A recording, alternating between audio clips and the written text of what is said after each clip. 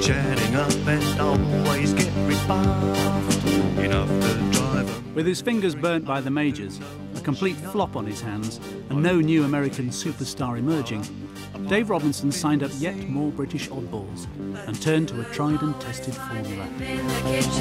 The first Stiff tour had been very successful, got a lot of media coverage, and really launched the careers of Elvis Costello and Ian Dury. And now here we are a year down the line, another bunch of artists, Lene Lovich, Reckless Eric, who's still with the label, Jonah Louie, Rachel Sweet, Mickey Jupp, and obviously another tour had to be done, and it had to be bigger and better than the previous one.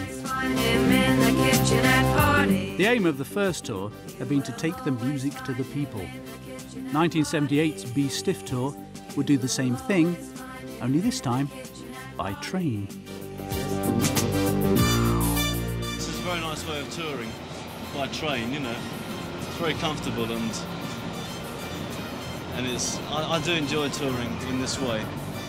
Going on a 34-day tour of England, mainly colleges, and the furthest north we get is Wick, which is near John O'Groats. I'm told, I've never been there. It looks interesting on the map. We've got a day off there, actually, just to excite everyone to death. The train wasn't the only spectacular element of the tour. Stiff planned to release 5 albums by the 5 artists in one go. I think the Stiff train tour was a really good idea, though expensive at the time. And I remember Dave saying, "In for a penny, in for a pound." This was his last. This was his last chance, you know, after Jake had gone, and the 5 of us were there. And it sort of paid off through the back door because Lena got a hit from it anyway.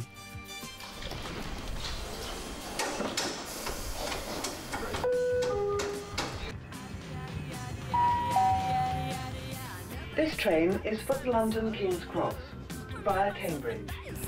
Lucky Number was probably one of the first songs that Les Chappell and I wrote together. Like most of our songs, it was just about a feeling. And, well, maybe because we didn't know very much about writing songs, we didn't have a proper chorus. At least that's what Dave Robinson said. Instead of a chorus, we had a sound.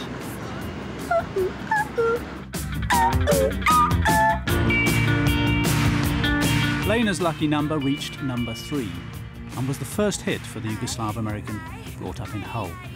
Another music industry outcast, she'd finally found a home at Stiff. It's hugely exciting, and I was so happy because I've always been a bit of an outsider all my life, and for one time I felt I was part of a family.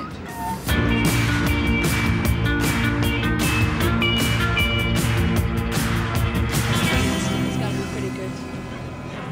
The styles of music are different, but I do think that there is an underlying